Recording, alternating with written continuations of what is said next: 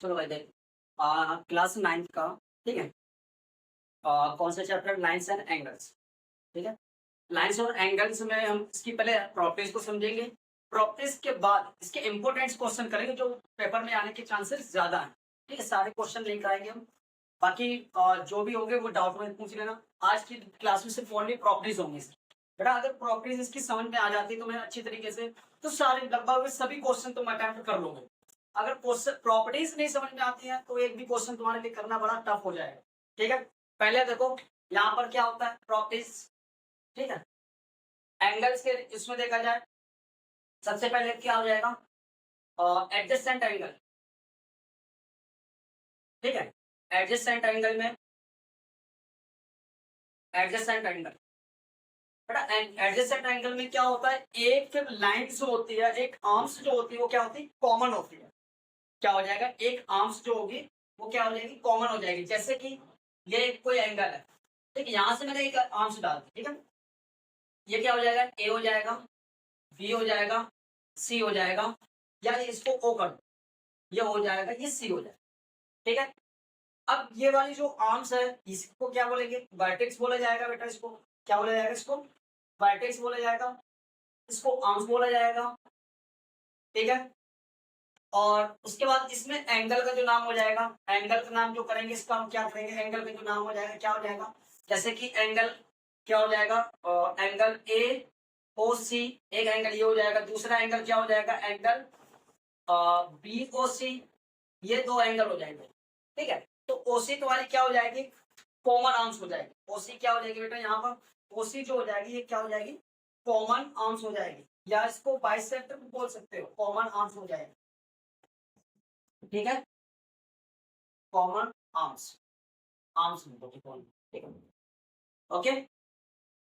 ये वाली लाइन क्या कर रही है, एक ट्रायंगल को दो इक्वल भागों में डिवाइड कर रही है। बाइसेक्टर भी बोल सकते हो। बाइसेक्टर का काम क्या होता है, एंगल को दो इक्वल भागों में डिवाइड करता है। बस इसका इतने समझना और कुछ नहीं जानना इस बारे में, ठीक है। अब आता तो वहां से यहाँ पर दूसरा आ जाता है लीनियर पेयर, लीनियर, ठीक है, पेयर। शॉर्ट में इसको हम क्या कहेंगे, एपी बोले, एलपी बोला जाएगा। क्या बोला जाएगा बेटा इसको, एलपी। शॉर्ट में क्या बोला जाएगा, LP, linear pair. Linear pair का मतलब हो जाएगा बेटा, एक लाइन के ऊपर ओनली टू एंगल्स बन रहे हो। एक लाइन के ऊपर ओनली क्या हो रहा है, दो एंगल्स बन रहे हो। पहला ए और बी, बस। तो इन दोनों एंगलों का सम क्या हो जाएगा, 180 हो जाएगा। तो angle A plus angle B, angle A plus angle B का सम जो होगा 180 लिख देंगे। और रीजन क्या लिखोगे, एलपी, लीनियर पेयर। क्लियर। दूसरा आ जाता है यहां से स्ट्रेट एंगल, स्ट्रेट लाइन वाली प्रॉपर्टी, स्ट्रेट, स्ट्रेट लाइन, ठीक है। स्ट्रेट लाइन वाली, स्ट्रेट लाइन में क्या हो जाएगा, एक लाइन है उसके ऊपर जितने भी एंगल बन रहे हो, ठीक है।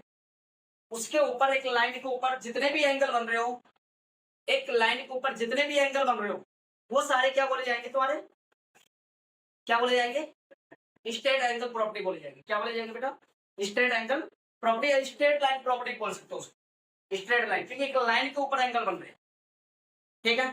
तो यहां से क्या हो जाएगा, नामकरण कर देता हूं इसका, 1 2 3 4, इन सभी एंगलों का 1 + 2 + 3 + 4 इक्वल टू क्या हो जाएगा, 180 हो जाएगा। क्यों, रीजन क्या दोगे, क्योंकि स्ट्रेट लाइन प्रॉपर्टीज है। एक लाइन के ऊपर एंगल जितने भी बन रहे हो, अब वो कितने भी बन रहे हो, ये देखो उल्टे सीधे भी हो सकते हैं। कई बार तुम्हें क्या दे देगा, इस तरीके से दे देगा, ऐसे भी देगा वो, तो इस लाइन के ऊपर एंगल बना देगा, इस पे बना देगा, कई बार इस पे भी बनाएगा। तो तुम्हें अपनी नजर से हिसाब से देखना तुम्हें किस लाइन को तुम ले रहे हो। पहले क्या करोगे, ए बी एक लाइन ले लोगे, ये वाली, जैसे कि ए और बी हो जाएगा, इस लाइन के ऊपर एंगल ले लोगे, ठीक है। फिर दूसरा यहाँ पर सी और डी हो जाएगा, इस लाइन के एंगल ले लोगे। इस हिसाब से तुम्हें इसको क्या सॉल्व करना पड़ेगा। क्लियर, कोई डाउट। अब उसके बाद आता तुम्हारा यहाँ से इसी में एक और जगह हो तो करा देता हूँ उसको। दूसरा हो जाएगा यहाँ पर एक और आता है vertically opposite angle, vertically opposite angle. Vertically opposite angle में बेटा क्या हो जाएगा, यहाँ पर दो लाइनें आपस में ऐसी क्रॉस होंगी, ठीक है, ओ पर कहीं इंटरसेक्ट करेंगे, यहाँ पर कोई ओ है, यहाँ पर इंटरसेक्ट करेंगे, तो इनके द्वारा जो एंगल बनेंगे 1 2 3 4, ठीक है, ये एंगल जो बनेंगे, जैसे एंगल 1 बराबर किसके हो जाएगा, 1 बराबर 2 के हो जाएगा, और 3 बराबर किसके हो जाएगा, 4 के हो जाएगा, 3 बराबर एंगल 4 के हो जाएगा, 3 बराबर 4 के हो जाएगा। तो इस किस कारण हो जाएगा, वर्टिकली अपोजिट एंगल की वजह से ही हो जाएगा। किसकी वजह से हो जाएगा, वर्टिकली अपोजिट एंगल की वजह से ये सब हो जाएगा। ठीक है, इसके बाद देखो भाई, इससे पिछली क्लास में मैंने सारे कुछ एंगलों के प्रॉपर वर्टिकली अपोजिट तक हो गया था। कहाँ तक हो गया था, वर्टिकली अपोजिट तक हो गया था। अब आता तुम्हारे यहाँ से कि जब दो लाइनें आपस में पैरेलल हो, ये दो लाइन क्या है, आपस में पैरेलल है, ठीक है, ये क्या ट्रांसवर्सल लाइन बोली जाएगी, ये वाली जो बोली जाएगी वो क्या बोली जाएगी बेटा, ट्रांसवर्सल लाइन बोली जाएगी, ट्रांस, ठीक है, वर्सल लाइन बोली जाएगी, ठीक है, ट्रांसवर्सल लाइन बोली जाएगी, ठीक है। इन दोनों को क्या बोला जाएगा बेटा, इन दोनों लाइनों को पैरेलल लाइन बोला जाएगा। इतना सबको पता होगा क्योंकि 8वीं क्लास में लगभग ये चीजें बता दी जाती है। ठीक है, ट्रांसवर्सल लाइन कौन सी है, पैरेलल लाइन कौन सी है। अब इनके द्वारा जो एंगल बनते हैं, यहाँ पर एंगल बनेंगे और यहाँ पर एंगल बनेंगे, ठीक है। इन एंगलों के द्वारा जो एंगल बने जाएंगे, जैसे कि मैंने मान लिया 1, ठीक है, 2 3 4 5 6 7 8, ठीक है, ये एंगल इनके द्वारा बनते हैं। ठीक है, अब एक चीज ध्यान दो बेटा, लाइन के अंदर जो एंगल है, लाइन के जो अंदर एंगल है उसको क्या बोला जाएगा, इंटीरियर बोला जाएगा। क्या वर्ड यूज करोगे, लाइन के अंदर जो एंगल है उनको इंटीरियर एंगल बोलोगे, जो लाइन के बाहर एंगल है उसको क्या बोला जाएगा, एक्सटीरियर एंगल बोला जाएगा। नाम से पता चलता है इंटीरियर मतलब क्या होता है, इंटीरियर, और एक्सटीरियर मतलब क्या होता है, एक्सटीरियर। ठीक है, एक्सटीरियर का मतलब बाहर, इंटीरियर का मतलब किसी दो चीज के अंदर, दो लाइन के अंदर। ठीक है, तो अब यहाँ पर देखते हैं इंटरनली, उसमें देखते हैं। ठीक है, इंटीरियर वाले में पहला क्या हो जाएगा, अल्टरनेट इंटीरियर। ठीक है, क्या हो जाएगा, alternate, alternate interior angle. Interior में देखो क्या हो जाएगा बेटा, अल्टरनेट इंटीरियर। इंटीरियर मतलब बताया था कि लाइन के अंदर के एंगल, ठीक है, और अल्टरनेट मतलब उसके क्या अपोजिट में हो, उल्टे में हो। ठीक है, जैसे कि एंगल 3 बराबर किसको हो जाएगा, एंगल 6 को हो जाएगा। 3 बराबर किसको हो जाएगा, 6 को हो जाएगा, और एंगल 4 बराबर किसको हो जाएगा, 5 के हो जाएगा। एंगल 3 बराबर 4 बराबर 5 के हो जाएगा, और 6 बराबर 3 के हो जाएगा, 3 बराबर 6 के हो जाएगा। क्लियर, ये क्या हो जाएगा तुम्हारा अल्टरनेट इंटीरियर एंगल। अब इसी बात पे अगर हम करें अल्टरनेट एक्सटीरियर एंगल की, तो अल्टरनेट एक्सटीरियर एंगल क्या हो जाएगा, अल्टरनेट एक्सटीरियर एंगल इससे का जस्ट उल्टा हो जाएगा। ठीक है, एक्सटीरियर एंगल। अब इसमें देखो एंगल क्या हो जाएगा, 1 बराबर किसके हो जाएगा बेटा, एंगल 1 बराबर 8 के हो जाएगा, 1 बराबर 8 के हो जाएगा। 2 बराबर बेटा 7 के हो जाएगा, 2 बराबर किसके हो जाएगा, 7 के हो जाएगा। ये अल्टरनेट एक्सटीरियर एंगल हो जाएगा। ठीक है, अब इसी का अगर इंटीरियर की बात की गई है तो बेटा इंटीरियर में ही क्या कर लेते हैं, को इंटीरियर की कर लेते हैं बात।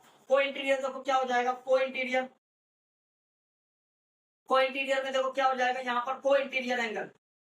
ठीक है, को इंटीरियर, को इंटीरियर में एंगल एक ही तरफ क्यों, इंटीरियर एंगल हो बट एक ही तरफ क्यों, अपोजिट ना हो उसके। ठीक है, तो angle 3 plus angle 5 is equal to 180 बन जाएगा यहाँ पर। ठीक है, दूसरा angle 4 plus 6 is equal to 180 बन जाएगा यहाँ पर। क्लियर, रीजन क्या डाल दोगे इसमें, को इंटीरियर एंगल। ठीक है, उसके बाद आता है को एक्सटीरियर के एंगल की प्रॉपर्टी, को एक्सटीरियर, को एक्सटीरियर एंगल, को एक्सटीरियर एंगल, को एक्सटीरियर का हो जाएगा बेटा जो अब क्या हो, बाहर के एंगल हो पर एक ही साइड के एंगल हो। इसमें क्या था, इंटीरियर में एक तरफ के अंदर के एंगल थे, एक ही तरफ के लाइन के। अब एक्सटीरियर में लाइन के बाहर के एंगल होंगे बट एक ही तरफ के एंगल होंगे। तो एंगल इसमें क्या हो जाएगा, एंगल 1 बराबर किसके हो जाएगा, 1 प्लस 7 हो जाएगा, 180 माना जाएगा इसको भी।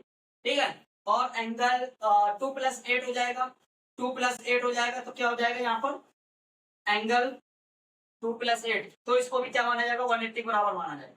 बेटा देखो अब एक चीज मैंने तुम्हें बताई थी शायद, यहाँ पर ट्रायंगल या रेक्टेंगल की फॉर्म में अगर देखे जाए, ठीक है, रेक्टेंगल की फॉर्म में देखा जाए तो ये वाले एंगल और ये दोनों एंगल, इन दोनों का सम कितना आता है, 180 आता है। तो इसको तुम क्या बोलोगे, एडजेसेंट एंगल बोल सकते हो। इसको क्या बोलोगे, इसको एडजेसेंट एंगल बोल सकते हो। अगर तुम्हें नहीं आ रहा तो यहाँ पर जरूरी है कि एडजेसेंट लिखना पड़ेगा। बट होने तो यहाँ पर कोई इंटीग्रल भी हो जाएगा, बट दो लाइनों को पैरेलल के अंदर हो जाएगा, कोई इंटीग्रल भी बन जाएगा, बट तुम्हें लिखना वहां पर क्या एडजेसेंट एंगल लिखना, ठीक है। अब आता है यहाँ पर इतना हो गया। अब इसके बाद देखो इसमें क्या करते हैं, अल्टरनेट इंटीरियर हो गया, एक्सटीरियर हो गया, को इंटीरियर एक्सटीरियर दोनों हो गया। अब आता बेटा यहाँ पर करॉस्पॉन्डिंग, ठीक है।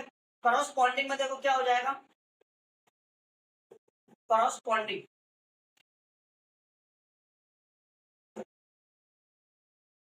करॉस्पॉन्डिंग है, ठीक है। करॉस्पॉन्डिंग में क्या हो जाएगा, एन आएगा, यहाँ एन आएगा, ठीक है, पॉन्डिंग, ठीक है, कॉरस्पॉन्डिंग, ठीक है। कॉरस्पॉन्डिंग में देखो क्या हो जाएगा यहाँ पर, अब लाइन के एक एंगल सॉरी एक एंगल अंदर का होगा और एक एंगल बाहर का हो जाएगा। जैसे कि एंगल 1 बराबर 5 के हो जाएगा, ठीक है। दूसरा 3 बराबर 7 को हो जाएगा। इसके बाद 2 बराबर किसको हो जाएगा, 6 के हो जाएगा। और 4 बराबर किसको हो जाएगा, 8 के हो जाएगा। क्लियर, ये एंगल जितने भी हो जाएंगे ये सब क्या होंगे, कॉरस्पॉन्डिंग एंगल। क्लियर।